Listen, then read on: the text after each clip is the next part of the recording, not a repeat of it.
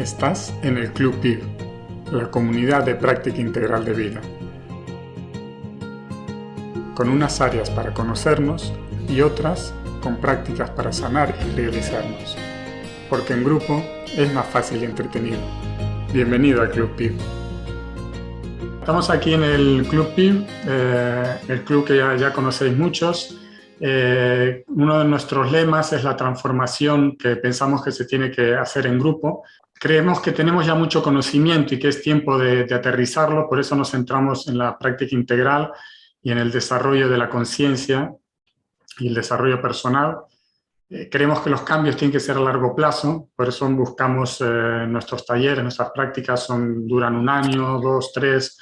No creemos que en un fin de semana se pueda cambiar a las personas y esa es parte de la filosofía del Club PIB. Y una de las herramientas que tenemos son las entrevistas que sirven para inspirarnos, nos ayudan a perder el miedo a fracasar, oímos casos reales, no como muchas veces salen en las redes sociales que nos pintan solamente el éxito de la persona. Aquí vamos a oír casos de crecimiento y cómo se van avanzando, historias de éxitos y de fracaso. Y nos enseñan también en un tema particular, ¿no? Tenemos de invitado a Seke Newbery. Él es doctor en psicología, psicoterapeuta y coach integral. Trabaja en procesos de desarrollo personal desde hace más de 20 años y se formó en estudios transpersonales en Palo Alto, California. También en dinámica espiral con Don Beck en Texas y tiene más de 30 años caminando recorrido a través del estudio de las tradiciones y las sabidurías de Oriente y de Occidente. Bienvenido, Seke. Gracias. Me encanta estar acá con ustedes. Gracias, un placer para nosotros. Vamos a comenzar. ¿Nos puedes contar cuáles han sido tus actividades laborales principales? Un poco tu historia hasta la actualidad, por qué has pasado. Mira, mi historia joven de mi primer trabajo fue como agente de viajes. Mi vida, deseaba profundamente viajar y entré en el mundo del turismo, pero simultáneamente también estudiaba filosofía de Oriente, estaba en esa época dentro de lo que se llamaba la Fundación Hastinapura, que trabajaba fundamentalmente con la línea del Vedanta. Y bueno, con los años eso fue siendo mi sustento. Poco a poco me fui dando cuenta que a veces el trabajo se puede dividir en sustento y autorrealización, ¿no? Y que no siempre ambos van juntos, ¿no? Es decir, el espacio ideal que muchos desean es esto de que el sustento y la autorrealización se junten en una misma tarea. Pero en mis comienzos yo empecé con el sustento y mi autorrealización iba por otro lado. En un momento sentí que tenía que juntarse eso y bueno, en una casualidad, en una lectura ya por principios de los años 90, caminando por la calle Corrientes, en unas librerías que iba muy seguido, me topé con un libro de Ken Wilber y, y empecé a leerlo y me encontré con un mundo súper interesante donde empecé a ver que todo eso que yo venía estudiando acerca de Vedanta, filosofía de Oriente, taoísmo, budismo y todo, podía integrarse dentro también de un pensamiento o un estilo de vida occidental. Me hizo muchísimo sentido. Bueno, a partir de ese momento me enganché totalmente con el modelo de Wilber y tanto que en algún momento ahí, mediados de los 90, viajo a Estados Unidos y estaba en esa época Wilber con esa cosa de la movida transpersonal. Él todavía hablaba mucho de psicología transpersonal, antes de sexo, ecología, espiritualidad y todo esto. Entonces me acuerdo que googleo, estando en California, algún lugar donde se pudiera estudiar algo relacionado a la psicología transpersonal, porque estaba ávido de meterme un poco en ese tema, y me topo con el Institute of Transpersonal Psychology, al cual inmediatamente voy a una entrevista y pregunto como bueno, ¿cómo se hace para estudiar acá? Y qué sé yo. Entonces me explican que hay un certificado, inclusive un máster. Digo, bueno, fantástico, ¿y qué hay que hacer? ¿Cómo me tomo? Y me dice, bueno, tenés que tener una licenciatura en psicología y entonces te anotás. Entonces yo dije, una licenciatura en psicología. Esto pasó en agosto, no me acuerdo qué año. Llegué a Buenos Aires en septiembre, me había anotado en la universidad, Mm. ¿no? Y en 4 años, a toda velocidad y trabajando, le alcancé el título de licenciado en psicología. Y entonces ahí fui, me anoté e hice la especialidad en psicología transpersonal en Palo Alto, digamos. Y vamos, es decir, que fue la visión integral lo que te acercó a la psicología. La visión integral me acercó a la profesión, ¿no? Ajá, la profesión. A estudiar psicología, Claro. y a empezar a ejercer. Y bueno, creo que fue en el año 2001 que me gradué y me fui a Estados Unidos, hice la especialidad en psicología transpersonal. Ya para entonces, Wilber ya había diseñado más medio la salida de la psicología transpersonal y ya estaba hablando de psicología integral, pero bueno, de todas maneras, en ese momento no había nada vinculado al integral demasiado, demasiado desarrollado, así que de todas maneras fui por ese lado. Interesante, el Instituto de Psicología Transpersonal te hacía un análisis para los wilberianos y para los no wilberianos. Estaba Mm. bueno, ¿no? O sea, la visión transpersonal acotada al modelo integral y cuando no lo era. Muy interesante todo. Y bueno, desde entonces, obviamente, dejé de trabajar en turismo. Eso pasó 2 meses después de las Torres Gemelas, cuando hubo una crisis internacional del turismo y todo, que mágicamente significó que me despidieran de un trabajo que llevaba haciendo hacía 15 años como gerente, lo cual me facilitó la vida, porque no es Mm. fácil abandonar un trabajo donde uno gana dinero, donde está bien acomodado y todo, pero la vida me regaló esa posibilidad. De un día para el otro me dejaron sin trabajo, con una muy buena indemnización, lo cual me permitió empezar a construir y a trabajar en mi proyecto como terapeuta, en la creación de conciencia integral, que es el website que tengo hace más de 20 años, en armar lo que se llamó el Centro Integral Buenos Aires, que más adelante terminó siendo una escuela de consultoría psicológica con orientación integral.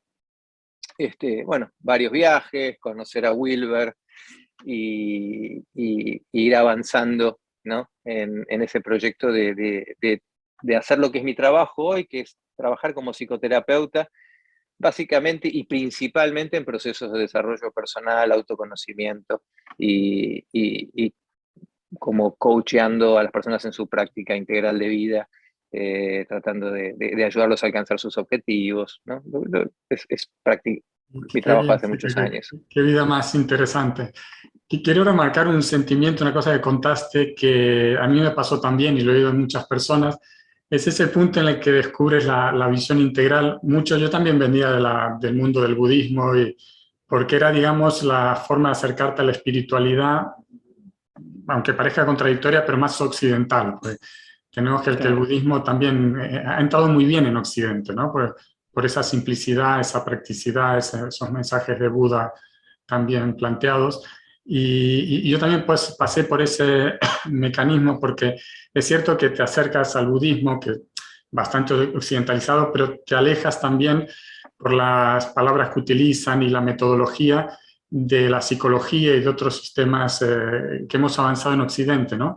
Y creo que Wilber Claro. tiene esa magia de juntar magistralmente dos cosas que a priori no habían sido juntadas hasta ahora más que investigaciones científicas del cerebro, de la meditación, pero Wilber trama toda una metodología, toda una visión donde junta Oriente y Occidente perfectamente. Yo sentí que no hacía falta renunciar a los descubrimientos actuales que tenemos en Occidente y tan avanzados, ni tampoco a esa observación más desde el interior que tiene la cultura oriental, ¿no? Absolutamente, absolutamente. Y creo que Wilber en eso es un gran facilitador y aparte abre esa puerta a una curiosidad, ¿no? Todo ese caudal de cosas que yo había venido estudiando. La Fundación Hastinapura tiene una formación muy tradicional en lo que es la filosofía de Oriente y parte del aprendizaje incluso era memorizar libros sagrados, ¿no? O sea, te tenías que memorizar el Bhagavad Gita, por ejemplo, ¿no? Porque está esa idea ancestral de que cuando uno memoriza un texto queda en la cabeza y uno le va encontrando matices y bueno, y todo eso. Pero entonces llegué a un punto en el cual todo lo que era conocimiento de Oriente lo tenía súper aceitado, ¿no? Y las prácticas y la meditación y todo. Pero cuando empecé a leer a Wilber y agarré psicología integral, por ejemplo, y empezó a aparecer Margaret Mahler y todo, y dije, ¿cuánto que no sé? ¿Cuánto que no sé?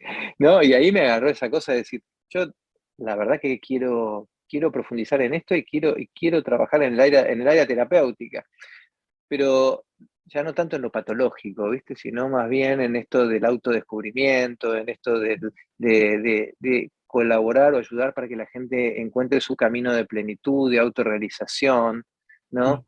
De poder sintonizar más profundamente con su felicidad, con la capacidad de disfrute, ¿sí? Es uno de los Exacto. temas que yo trabajo mucho en terapia, ¿no? Es esto, placer versus disfrute. Son dos cosas totalmente distintas y muchas veces en este mundo estamos muy atados al placer, que es lo que nos venden los medios de comunicación, la publicidad y todo, y el disfrute queda como relegado, ¿Cuál ¿no? sería la diferencia entre placer y disfrute?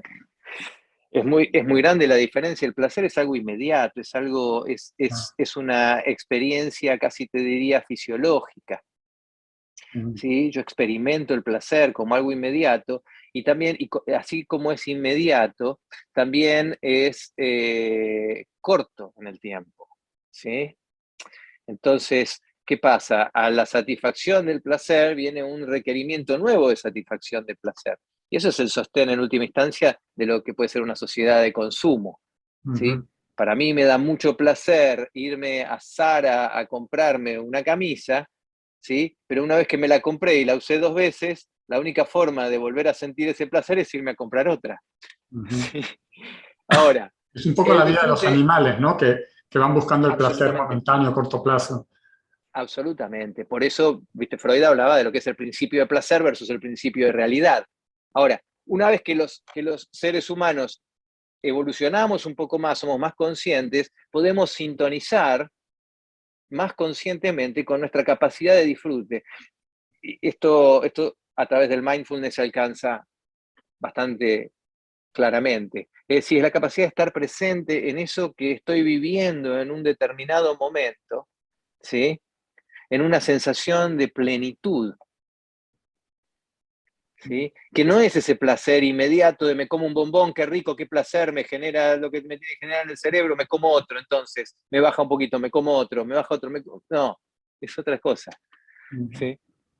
Es totalmente diferente la sensación Dices bien, porque vinculada.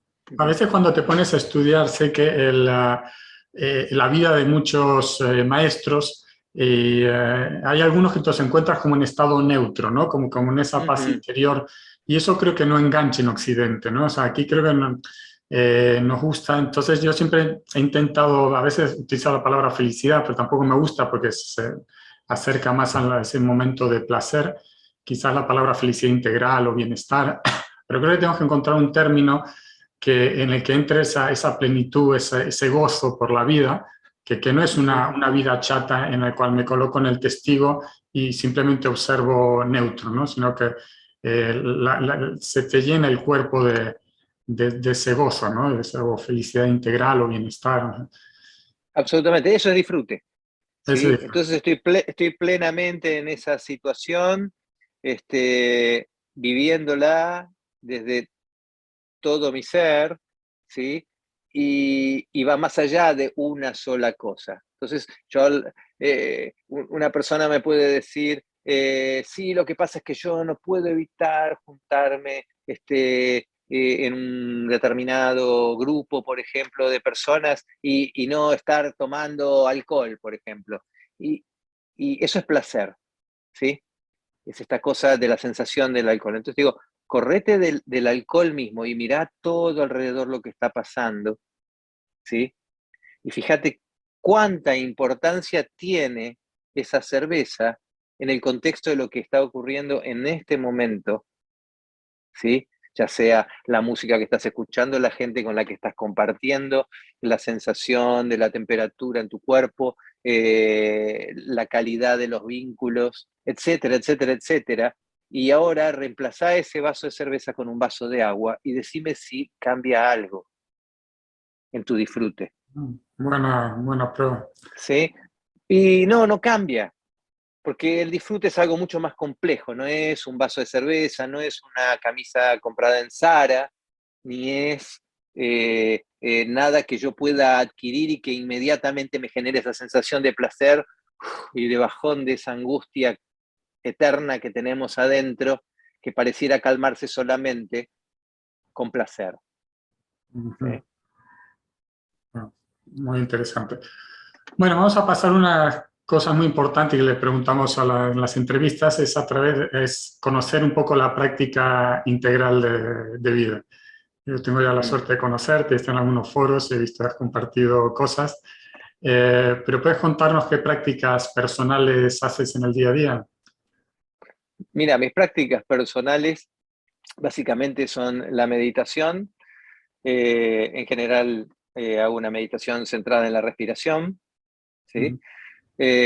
A veces hago algunas meditaciones guiadas que me gusta hacerlas y aparte las exploro porque suelo recomendárselas muchas veces a pacientes cuando les cuesta mucho incorporar una práctica donde ellos se guíen a sí mismos. Entonces, soy un ávido explorador del Insight Timer, donde continuamente estoy escuchando meditaciones y eligiendo las que me Y la parecen más aplicación interesantes. de Insight Timer, la aplicación de móvil. Una aplicación de móvil muy buena, súper, se la recomiendo a todos, ya sea por el timer que tiene para la práctica de la meditación Puedes programar personal campanas y cosas, ¿no? exactamente, Tiempos. o inclusive para la infinidad de meditaciones guiadas gratuitas que la gente va subiendo y va compartiendo en una comunidad de meditación en tiempo real, porque cuando la gente está meditando te dice quién está meditando y después se agradecen mutuamente haber meditado juntos, bueno, qué sé yo. Es una linda aplicación como concepto social. Pero bueno, eso es parte de lo que tiene que ver con la meditación y después, bueno, lo que trato de incorporar es el ejercicio físico, parte de mi práctica integral.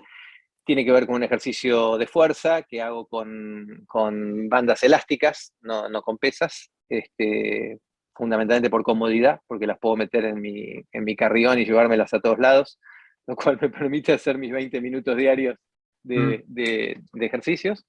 Este, em, Caminatas, no soy un tipo que le guste correr, así que hago caminatas, me gusta mucho caminar.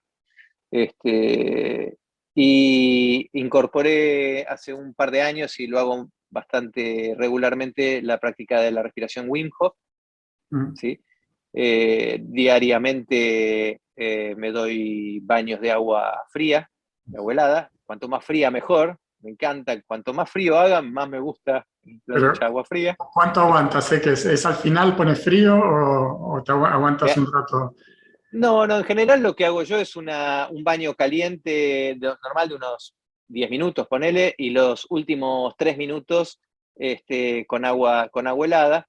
Y cuando tengo la oportunidad, que son pocas veces porque implica ya todo un trabajo más complejo, hacemos o nos juntamos con amigos y hacemos lo que es la inmersión en agua helada, que eso sí, hay que comprar kilos de hielo y llenar una bañera con hielo y meterse ahí y hacer inmersiones de 3 minutos, que es muy interesante, ¿no? Hasta el cuello, con una respiración profunda. Bueno, eso lo hacemos relativamente seguido, ¿sí? Valientes. Que es bastante lindo. Y básicamente te diría que, y ayuno intermitente. En lo que hace a la alimentación, trato de mantener una alimentación baja en carbohidratos, sin consumo de azúcares, en lo posible comidas que no tengan elementos procesados. Y, y, em, ¿Y qué más? ¿Haces dieta Y, keto y, o baja en carbohidratos? Me bajo en carbohidratos, en general, keto no, porque llegué a la conclusión a partir de varios autores y todo que una dieta balanceada, equilibrada, siempre es mejor que cualquier dieta extremista, ¿no? Entonces, trato de mantener bajos los carbohidratos, no la hago keto, sí le doy mucha importancia al consumo de grasas, que antes trataba de evitarlos, trato de no consumir productos dietéticos ni nada de eso. Y, y sí le doy mucha importancia al ayuno intermitente. Es decir, yo como en una ventana de 6 horas durante todos los días, ¿no? Es decir, hago 18 horas de ayuno todos los días y cada algunos meses intento hacer un ayuno de 72 horas, ¿no? De 3 días de no alimentarme. Eso es la parte física, digamos, ¿no? Y es un poco también lo que promuevo con mis pacientes, ¿no? Es decir, trabajar desde la salud física, el cuerpo, con el ejercicio físico, con la respiración de Wim Hof, que es muy buena para el sistema inmunológico, y con una alimentación que excluya azúcares e hidratos de carbono. Hidrato de carbono de absorción rápida, digo, ¿no? Harinas, todo eso. No el hidrato de carbono en general, que es fundamental para la vida. ¿No? Verduras y todo eso. Ujú. Meditación, ¿sí? Para bajar la ansiedad, para estar presente, para conectar con nuestro mundo interno, ¿sí? Y un proceso de trabajo interno que puede ser o personal o con un terapeuta. Ujú. Te voy a preguntar, ¿qué es lo más importante que has aprendido en tu etapa de desarrollo personal y quisieras compartir con la comunidad? ¿Algún consejo o forma de llevar la práctica? La Bueno, importancia del cuerpo. ujú, La importancia del cuerpo. Yo siempre fui un tipo eh, siempre fui un tipo muy intelectual. Desde chico, siempre mi interés fue muy por la mente. Entonces, siempre fui un tragalibros, ¿viste? Un tipo de estar siempre tratándome de informar, de aprender cosas y de encontrar respuestas escritas, ¿no?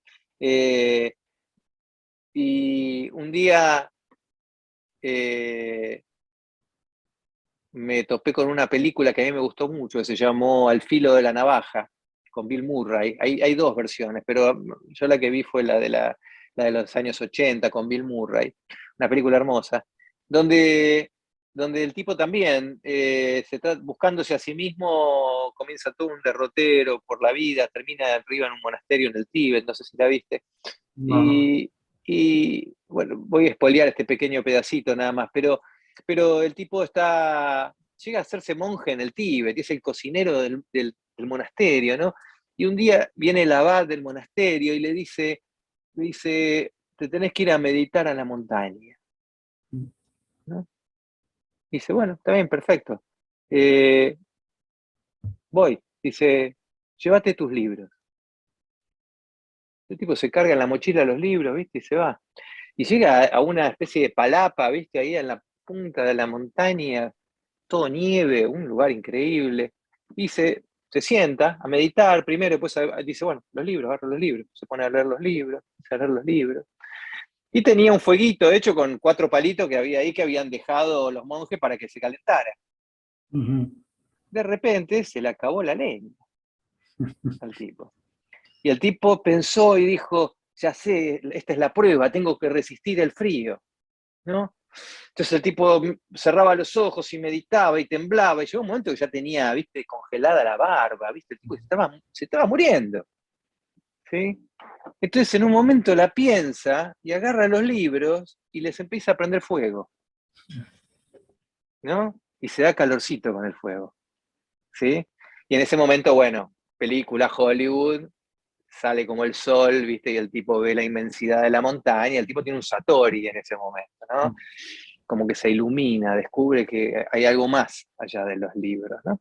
Y eso me pegó mucho. Y me doy cuenta que va mucho por ahí, ¿viste? El trabajo con el cuerpo, el trabajo con la respiración, el trabajo con el cuidado de la salud física, el ejercicio, todos esos elementos que nos conectan con el presente, con el estar, con el habitarnos, ¿sí? Más allá de las teorías, más allá de todo lo demás, son un elemento fundamental en cualquier proceso de autoconocimiento. Clave, Yo seguí un clave. recorrido parecido también.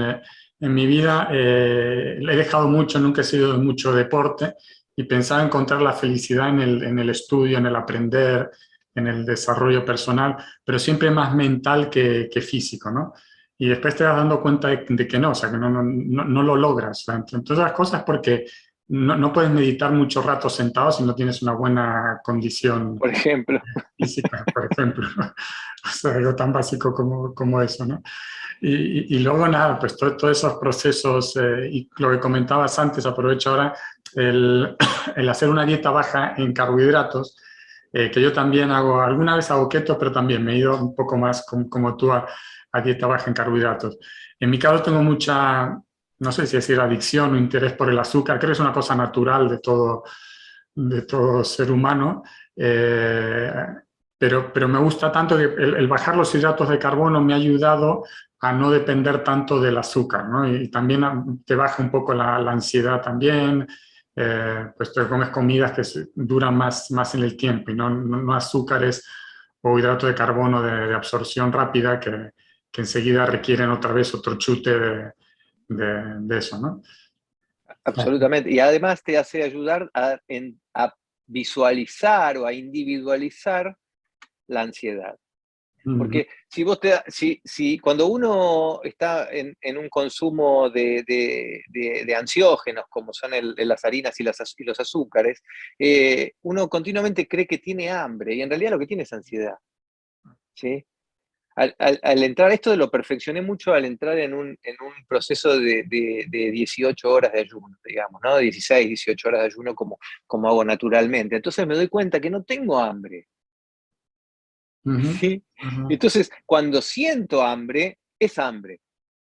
Y antes me daba cuenta que yo estaba sentado, por ejemplo, tenía esta charla con vos, en un ratito termina y digo, ¡ay, qué hambre! Y voy y me como un pedazo de chocolate. Mentira, no tengo hambre, es ansiedad, tengo ganas de matar el tiempo, me falta media hora para empezar a trabajar y tengo media hora ahí, entonces, ¿qué hago? Bueno, me como un pedazo de chocolate, o me corto un pedazo de torta, o me como un pan, o lo que sea.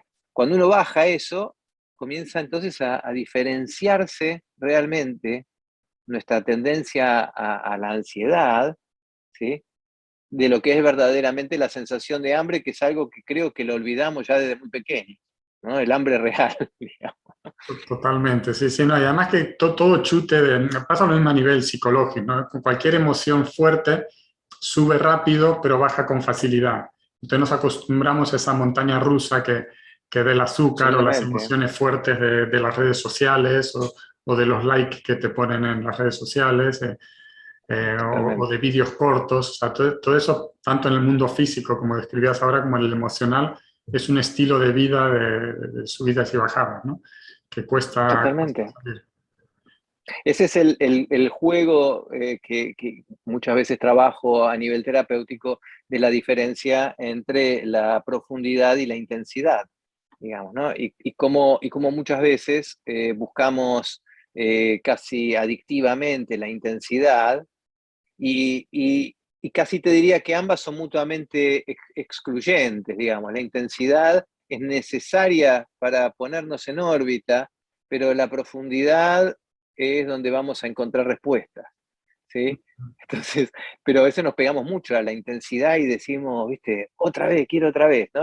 Esto pasa mucho en los vínculos de pareja, por ejemplo, ¿no? Que cuando, cuando la intensidad del enamoramiento, de esa primera fase de encuentro químico y narcótico comienza a disolverse naturalmente, porque si no se disolviera viviríamos siempre en un estado casi narcisista, perdidos en el otro, ¿no? Eh, Uno empieza a creer que lo que pasa es que ya no la quiero, ya no lo quiero, ¿no? Y entonces busca una nueva relación, ¿no? ¿Por qué? Porque estamos pegados a la intensidad y porque creemos que lo más profundo es lo más intenso, cuando en realidad se oponen, ¿sí? Lo más profundo no es intenso, es tranquilo, es pacífico, Sí, ¿sí? sí, sí.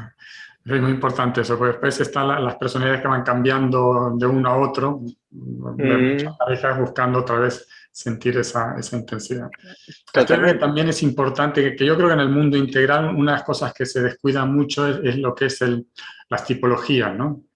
Lo que Ujú. estudiamos un poco, bueno, tipologías te das cuenta que hay algunas que son más fuego, más cardinales, y esas ya de base necesitan esas intensidades, ¿no? Pero aún Ujú. así, esas tienen que trabajar un poco más para poder calmarse, quizás las muy calmadas para hacer esa parte buena, que como comentaste, que tiene la intensidad y es importante también adaptarlo a cada uno, ¿no? Porque hay personas que requieren bajar la intensidad y otras quizás requieren un poco subirla. Absolutamente, absolutamente. Por eso digo que son dos fases. No son lo mismo, no hay que confundirlas. La intensidad te lleva a la profundidad. Vamos a usar la metáfora del cohete espacial, ¿sí? Cuando arranca es toda esa explosión de combustible y todo que te lleva a la órbita, pero llega un momento en el cual ese módulo se tiene que cortar, se tiene que salir, ¿sí? No puede seguir. Ese módulo se desecha, ¿sí? Mm, El módulo de la intensidad. Y mm, entonces estás en órbita. Y el impulso mismo que te ha dado la intensidad te adentra en la profundidad. Y eso es maravilloso, ¿sí? Pero hay que saber soltarlo, ¿sí? Porque si uno está intenso todo el tiempo se incinera.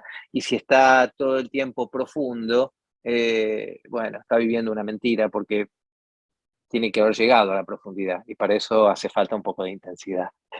mm. Muy bien, Seca. Vamos a centrarnos ahora en tus herramientas de trabajo habitual. ¿Cuál dirías que es tu herramienta principal de trabajo y que puede ayudar al desarrollo personal y social? Para mí la clave de todo es la conciencia plena. Yo incluso mi doctorado lo basé en la investigación de lo que es el mindfulness o la meditación. Los más tradicionalistas le dan unos golpes así continuamente al mindfulness porque atenta contra las raíces orientales. Yo creo que el mindfulness es la traducción a Occidente de la tradición meditativa oriental y liberada de su base religiosa, si se quiere, o de su base mítica, y por lo tanto lo que hizo fue abrir la puerta a que mucha gente practique la meditación, lo cual es buenísimo. En Occidente hoy por hoy ya no sos un raro si meditas, ¿sí? Sino que realmente sos una persona, ahí está Raúl, ¿qué tal?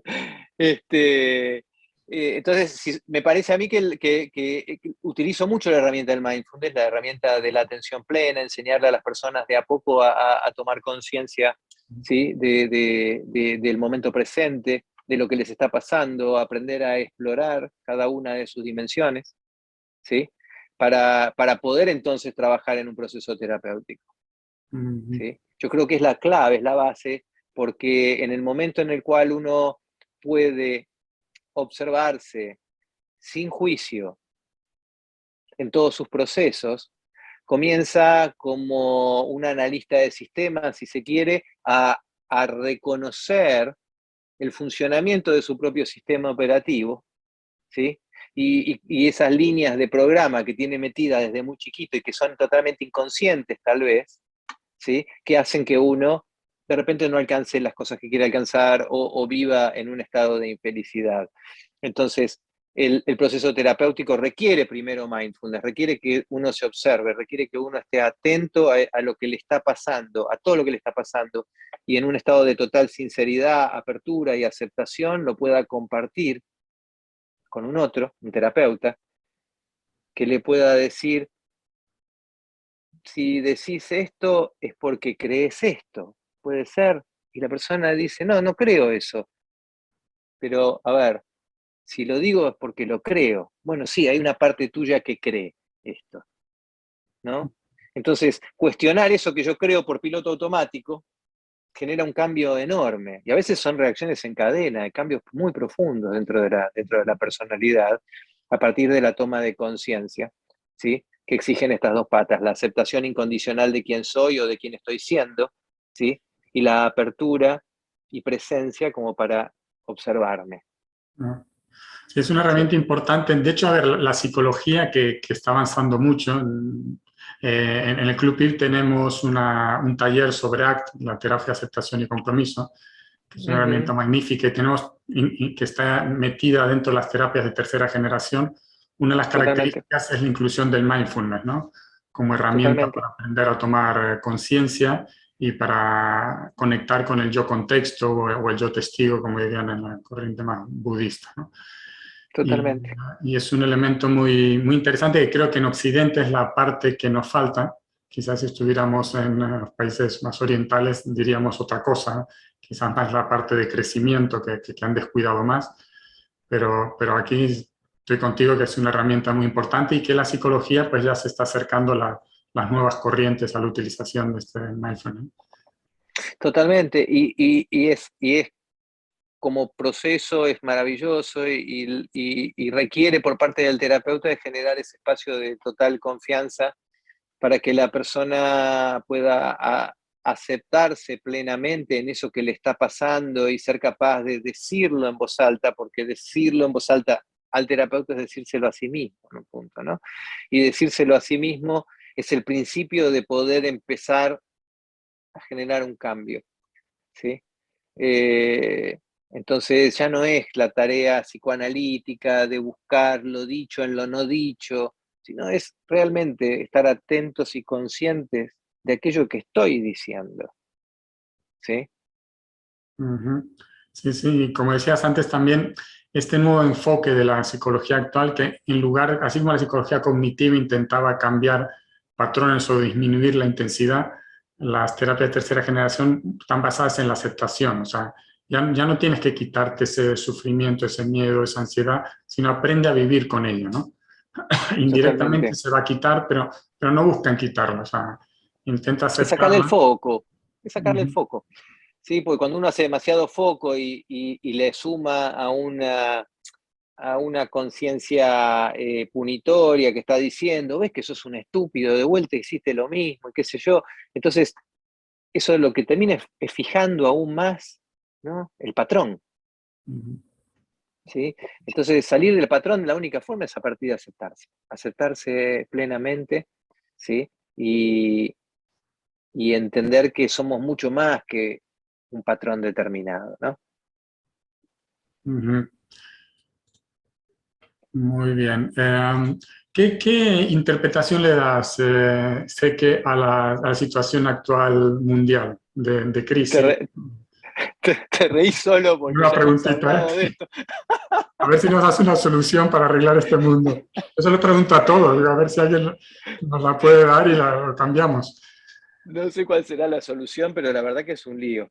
Este, mira, yo creo que estamos viviendo un proceso de cambio de sistema, de paradigma, donde eh, es bastante complejo el tema.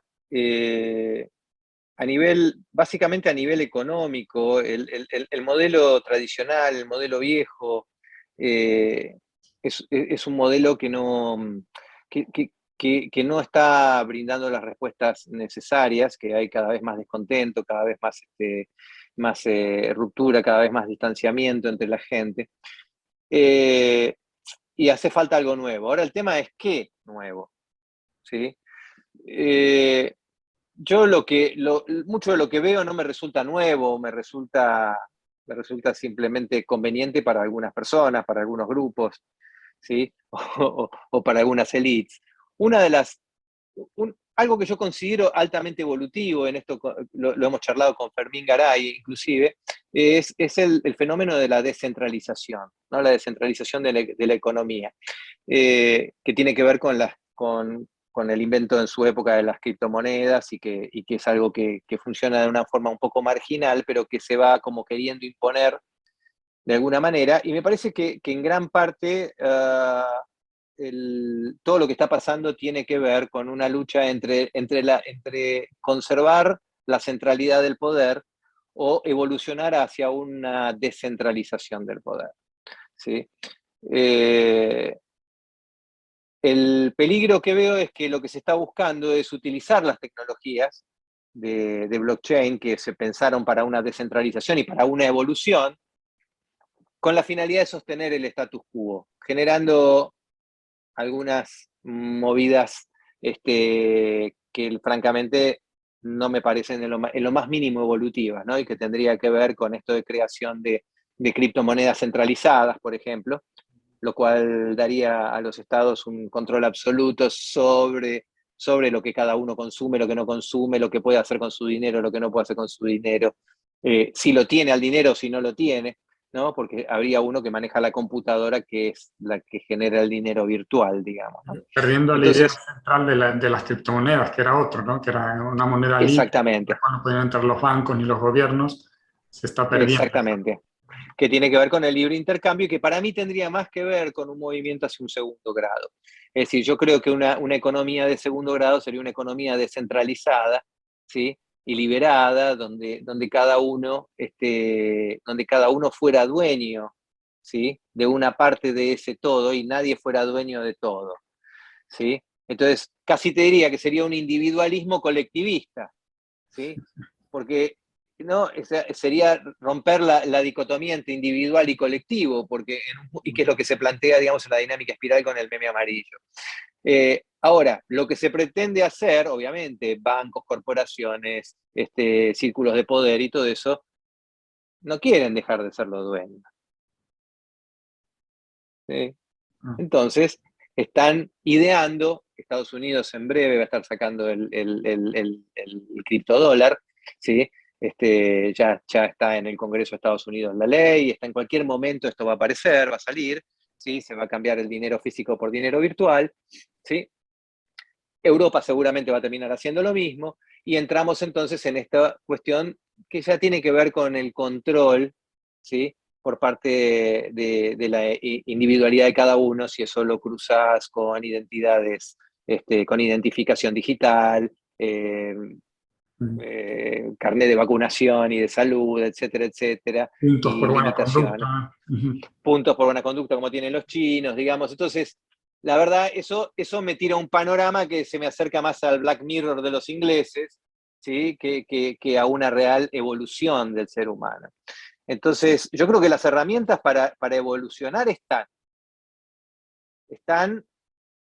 lo que no está, y que es nuestra gran deuda como seres humanos, es la conciencia moral, nuestro desarrollo ético y moral, nuestra línea de desarrollo ético y moral, que está muy por debajo, ¿sí? Del desarrollo tecnológico y de los artefactos que desarrollamos, ¿no? Entonces, eso me parece que es lo que está pasando, ¿no? Y una tendencia general, y en esto voy a ser un poco cruel, una tendencia general de la cultura y de la educación a la estupidización del ser humano, ¿sí? Que es algo que lamentablemente está ocurriendo y que está generando personas que no mantienen un sentido crítico, que simplemente aceptan pasivamente los 5 minutos de noticia que pueden escuchar sin cuestionar fuentes, sin investigar por su cuenta, sin preguntarse, ¿no? Acerca del sentido real, ¿sí? De cada una de las cosas que se les intentan vender, ¿no? Cosas que a veces que son infantiles directamente y que sin embargo se repiten como el oro, ¿no? Sin darse cuenta que a veces uno está pregonando lo que quiere evitar, ¿no? Cuando yo veo a la gente que empieza a poner la banderita de Ucrania, por ejemplo, y a decir vamos a Ucrania, vos no estás evitando la guerra. Si vos querés que no haya guerra, tenés que mantener una posición neutral y tratar de hacer que las partes se entiendan. No tomar posición por un bando que crees que es el bueno, porque eso es ser parte del problema. ¿Sí? Entonces, si no nos damos cuenta de estas cosas, de cómo somos manipulados para estar de un lado, para estar del otro, y siempre enfrentados, no vamos a encontrar soluciones integrativas. ¿Sí? La verdad no está ni de un lado ni del otro. Está en el diálogo, está en algún lugar en el medio. ¿Y ¿Sí? crees que la manipulación ahora es más grande con las herramientas nuevas que tienen, de los big data que controlan redes sociales, todo eso que volcamos voluntariamente en las redes sociales para conocernos? ¿Están haciendo un control más grande que en otros tiempos o ¿O es siempre ha existido un poder que quiso controlar a las masas, algo de siempre? Siempre ha habido, pero el hecho de no estar tan globalizado y tan al alcance de una tecla de un ordenador, digamos, lo hacía un poquitito más fallido. Hoy hoy casi te diría, porque la otra vez decía, le criticaban en la televisión a uno que decía, sí, porque en Argentina, ¿no? El diario Clarín y el diario La Nación, y había uno que muy inteligente dijo, diario Clarín, La Nación, me estás hablando de algo que es del siglo XX. Dice, hoy la información se controla desde Silicon Valley, no se controla desde diario La Nación o Clarín. Porque en realidad son las redes sociales, es otra cosa lo que realmente orienta el pensamiento, Ujú. ¿sí? Y eso está en manos de unos pocos y obviamente está manipulado y está filtrado y está censurado, ¿no? Y está toqueteado para promover ciertas cosas y para desalentar otras, ¿no? Entonces, yo creo que ahora es más poderoso. Es más poderoso simplemente porque tenemos más tecnología y porque el mundo se hizo más chiquito en ese sentido, ¿no? Ujú. Y ahora que hablas también los medios de comunicación, no sé cómo será en Argentina, pero por aquí en España, en casi toda Europa, el 80% de los medios de comunicación están comprados por grandes corporaciones norteamericanas, ¿no? BlackRock y Absolutamente. no me acuerdo cómo se llama, pertenecen a ellos. Así que, BlackRock es dueña si vos tomás los 10 primeros, las 10 primeras empresas más poderosas del mundo, BlackRock tiene es por lo menos principal accionista o segundo accionista en las 10. sí, sí, sí. Entonces, es por lo menos inocente pensar que no existe un poder que digita ciertas cosas, ¿sí? Y que orienta a su conveniencia la opinión pública, especialmente cuando uno es psicólogo y sabe cómo el manejo de masas es una herramienta de estudio en la universidad y existen técnicas claras para convencer, para persuadir, para llevar a la gente a que piense lo que a vos se te dé la gana, Ujú. ¿sí? Sí, es el principal accionista extranjero después de los dueños del BBVA y del Banco Santander, que son Mm. muy grandes aquí y en parte de Latinoamérica. También tienen periódicos como El País y otros también tienen acciones por ahí. O sea, controlan. Bueno, vamos a pasar, sé que a la tercera y última parte. Esta es una parte de preguntas rápidas y Dale. no quiero quitarte más tiempo, sé que luego tienes trabajo. Bueno, empezaremos por ¿cuál es tu tipología? Mi tipología es tipo 2. Tipo 2 Tipología, decís, en el enneagrama. en enneagrama, soy tipo 2 ayudado. El ayudador. Ah, bien. Exacto. ¿Y en la astrología? En la astrología soy un Capricornio con ascendente en Sagitario y luna en Sagitario. Y luna en Sagitario. Ah, viajero por ahí viene, ¿no? De ahí viene el viaje. Viajero. ¿Qué libro ha hecho una diferencia en tu vida? Si tengo que hacerle honor, tendría que decir que eh, Sexo, Ecología, Espiritualidad sería uno que ha hecho una gran diferencia en mi vida. Y si voy a más joven, Eh, el Tao Te Ching, sí. eh, ¿Felicidad, paz interior u otro nombre? Eh, Creo que paz interior, con paz interior tenés todo lo demás. Mm. Muy bien. Y por último, ¿hacia dónde te diriges? Me dirijo, ¿hacia dónde me dirijo? Yo no pienso en ese sentido, ¿viste? Si tuviera que contestarte lo que primero se me ocurre, digo, me dirijo hacia la muerte, sea lo que eso sea. ¿Sí? Eso seguro. Y creo que todos nos dirigimos hacia la muerte y es como una verdad de perogrullo, porque en última instancia, como no sabemos cuándo llega, tampoco importa, digamos, ¿no? Entonces digo, es la única certeza, ¿no? Entonces cuando digo, no sé a dónde voy muy bien, pero sí quiero estar seguro de que disfruto el camino, ¿sí? Ujú. Muy bien. sea donde sea. Perfecto. Te voy a lanzar una más. ¿Crees en el más allá? Qué bueno, ¿eh? Está buenísimo. Mira, es como algo que yo siempre me lo traté de sacar de la cabeza porque dije, creer o no creer no va a cambiar si que exista o que no exista, ¿no? Y en última instancia voy a estar como una especie de onanismo espiritual, preocupándome por algo que finalmente voy a ir igual, ¿no? Justamente por esto, porque todos terminamos ahí. Ahora, si tuviera que decir, creer, no sé si es la palabra, yo creo que de alguna manera perduramos. De alguna manera perduramos. No sé si perduramos en forma consciente, tengo mis dudas, creería que no, ¿sí? Que ahí, como que yo me voy a acordar y voy a decir, ¿te acordás cuando estaba hablando este, con, con Gustavo en esa charla de Zoom en la vida anterior? No creo, aunque esté en otra dimensión o lo que sea. Pero sí hay algo de nosotros que perdura, ¿no? Y hay que vivirlo, qué sé yo. Aunque algo que no lo sabremos, ¿no? No sabemos, sí, sí, sí. No me preocupa mucho, o sea, no, la verdad que trato de no gastar eh, tiempo de mis reflexiones hoy por hoy en si habrá o no habrá, no lo sé. Quiero tener la paciencia de esperar y cuando llegue el momento veré, me enteraré. ¿Sí? Ujú. No hay forma de no ir ahí, ¿eh? O sea lo Todo que lo vamos sea, a descubrir, ¿no? todo vamos a llegar tarde o temprano, La única verdad, la verdad última es esa. totalmente. Muy bien, sé que. ¿Puedes contarnos cómo, ya para acabar, y luego pasaremos al turno de preguntas, que vi que Raúl había Sí, levantado la mano, sí. cómo pueden contactarte?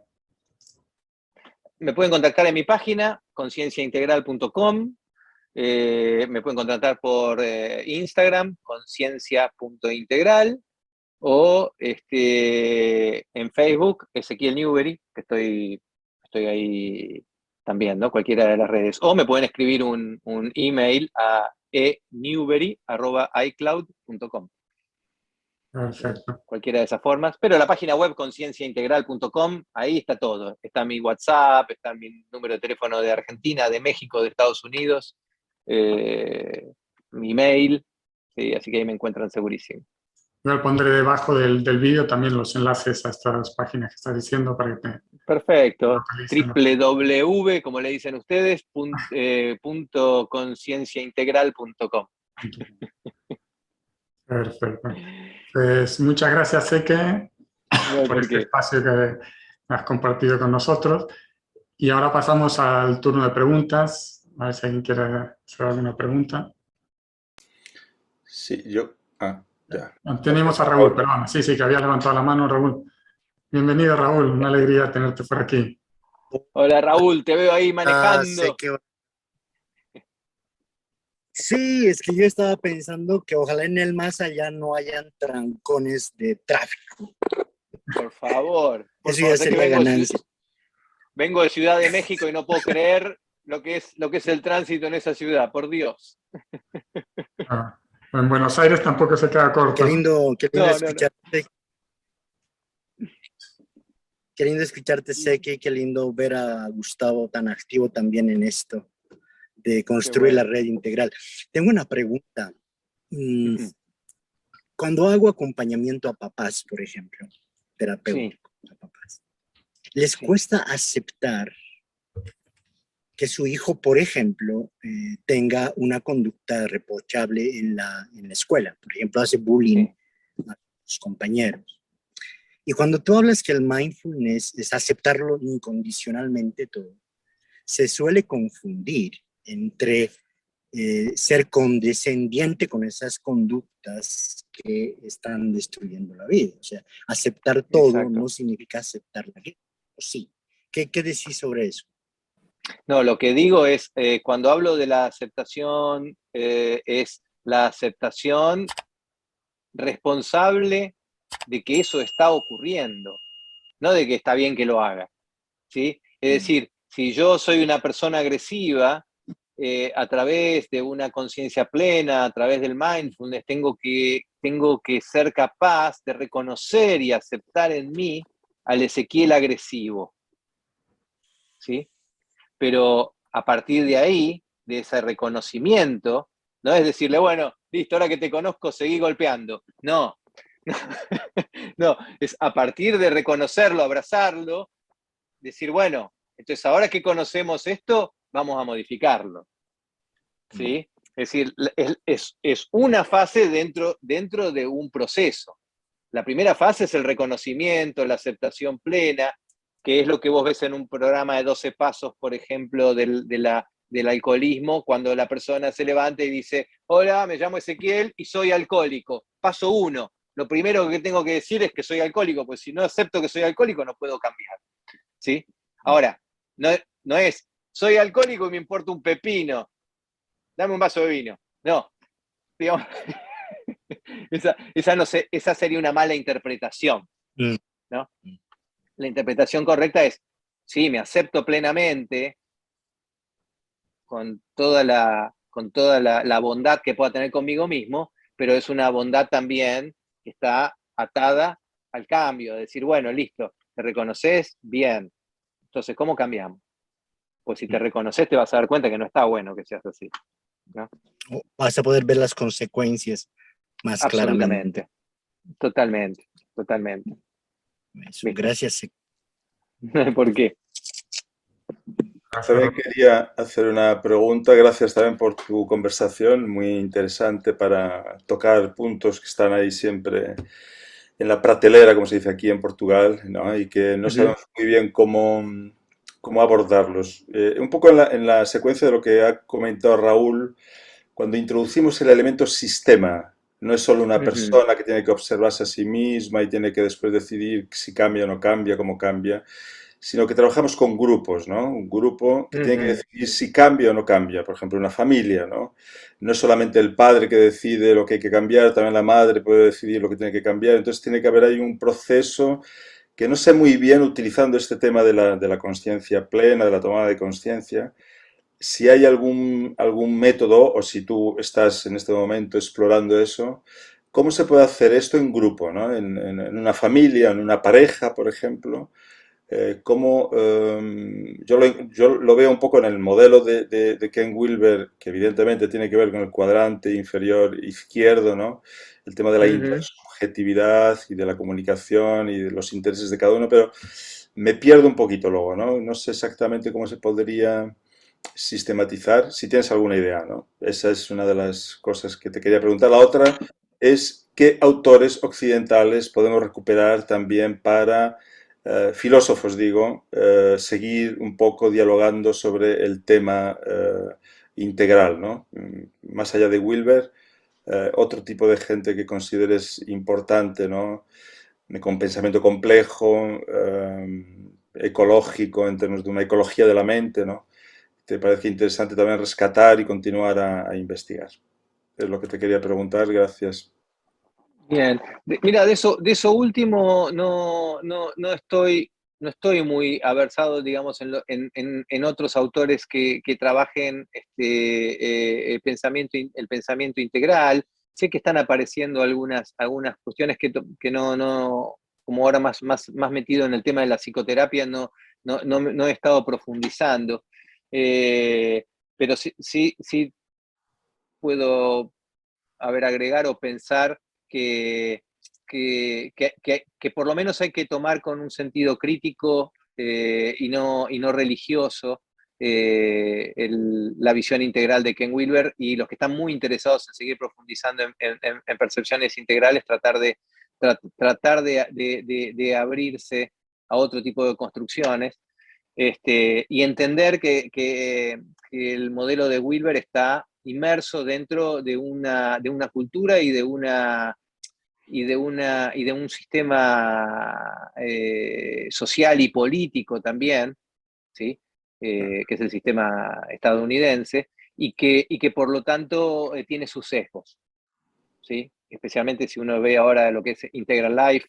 yo estoy suscrito a eso y muchas de las cosas que leo y escucho no me resultan en lo más mínimo integrales, me resultan visiones sesgadas, digamos, más bien pro-norteamericanas, y nada integrativas, digamos, ¿no? Entonces, no sé, no te puedo nombrar autores, pero te diría, está buenísimo explorarlos. Y si sabés de alguno, escribime y mandámelo, recomendámelo porque lo voy a leer. Eso por un lado. Y después en lo que hace a sistemas, básicamente, y creo que lo más importante es entender que a veces si uno trata de pensar en el sistema completo todo el tiempo, se vuelve algo tan grande que casi resulta imposible abarcarlo. ¿Sí? Entonces, yo cuando trabajo con grupos, lo que trato de ver es enfocarme en un elemento del sistema y provocar un pequeño cambio o ayudar a provocar un pequeño cambio y ver qué impacto va teniendo ese cambio, porque cuando cambia un elemento del sistema, cambia todo el sistema, ¿sí? Para después poder ir haciendo ajustes, ¿sí? Dentro de lo que sería, por ejemplo, una terapia familiar. Entonces, yo trabajo con el hijo y con el hijo le propongo un cambio determinado de conducta o un cambio determinado de actitud que obviamente va a generar toda una eclosión a nivel del sistema completo, ¿sí? Y entonces después voy a tener que trabajar también con los otros elementos del sistema, ¿sí? Y el trabajo va a ser un trabajo que va a intercalar el trabajo grupal con el trabajo individual, ¿sí? Entonces, esto pasa mucho, por ejemplo, la terapia de pareja. Yo trabajo mucho con terapia de pareja y a veces trabajas con uno, a veces trabajas con el otro, a veces trabajas con los dos, ¿sí? Porque tal vez el cambio que uno propone genera una reacción en cadena para el otro lado que termina teniendo, digamos, una respuesta inesperada, ¿sí? Que no es la que uno hubiese querido, ¿sí? Entonces, al entender esta complejidad, yo diría, enfocarse en un elemento, ver cuáles son las consecuencias que se generan a partir de ese cambio y después empezar a trabajar en ajustes para ir encontrando ese equilibrio, ¿no? ¿Sí? Sí. Pero la visión del sistema en general es un poco difícil. Sí, sí, me parece interesante la idea de que el sistema es un concepto, ¿no? abstracto y por tanto nos podemos perder en pensamientos sobre el sistema, en análisis del sistema y perdemos realmente lo que es lo que se puede manejar, ¿no? Que es una parte, un individuo y el feedback. Me parece interesante la respuesta. Gracias, Ezequiel. No, porque cuando me decís esto, hay un autor, Fred Kaufman, muy interesante, y que tiene escrito un libro que se llama La empresa consciente, ¿no? Y entonces él, a la gente que es consultora de empresas, todo, una vez le escuché decir, no hay tal cosa como la empresa. Eso es, sí. ¿No? Entonces dice, ¿cómo no hay cosa como la empresa? La empresa es un sistema. Te voy a decir, no, la empresa está constituida por personas, ¿sí? Entonces está bien, en términos teóricos está, ¿sí? Pero vamos a intervenir, ¿no? Sobre aquello que está ahí, que es más concreto y que se puede trabajar. Y después, ¿no? Vamos haciendo los ajustes necesarios. Sí, sí, es eso. Muy bien. Pues no sé si habrá alguna pregunta más. Muy bien. Bueno, sé que pues muchas gracias por dedicarnos tu tiempo aquí. Déjame decirte que me quedo con ganas, creo que tenemos que hacer una segunda parte de esto para profundizar en muchas cosas. Dale, cuando quieras. Este enfoque que has dicho ahora de la vida integral, perdón, de la Integral Life americano y estas cosas que ves, creo que comparto cosas contigo y sería interesante profundizar en eso y en otros asuntos. Así que bueno. Está bien, ¿eh? Porque no, es inevitable, o sea, todos tenemos sesgo. El tema es empezar a entender que el sesgo es algo que está, y esto también es atención plena, reconocerlo, aceptarlo y decir, mirá que yo no soy José integral, yo no soy el que la tiene recontra clara, yo tengo mi sesgo personal, es inevitable tenerlo, ¿sí? Entonces dejaríamos de pelear tantos egos, ¿viste? Porque en última instancia, aceptando ese sesgo, ¿sí? Vamos a entender que todas son parcialidades en un punto, ¿no? Y como decís vos, llegamos juntos. La única forma es llegar juntos, charlar, conversar. Lo que vos ves, yo tal vez no lo veo. Vamos a conversar. Y entonces, y lo que ve Carlos, y lo que ve Raúl, y lo que ve Virginia, y entre todos, ¿no? Respetándonos, viendo lo que cada uno tiene para decir, comenzamos a armar un mapa más complejo, ¿no? Y quizá más real. Uh-huh. Es un trabajo que queremos hacer en el Club de la PIB aquí, es juntar, porque tenemos varios foros de comunicación y hemos comentado más de una vez que hay discusiones y peleas y gente que se sale, incluso dentro de nuestro ambiente, que tenemos muchas herramientas para comprender al otro, ¿no? O sea, sabemos que hay tipologías diferentes y muchas cosas. Y creo que quiero hacer un poco ese juntarnos entre personas y poder dialogar en un vídeo y poder expresar, a ver si es una de las actividades nuevas que van a surgir dentro de poco para poder dialogar entre... Hermoso. Muy bien. Bueno. Pues muchas gracias, Seke. Un placer tenerte aquí y a todos los que habéis asistido. Bueno, gracias a vos y a todos.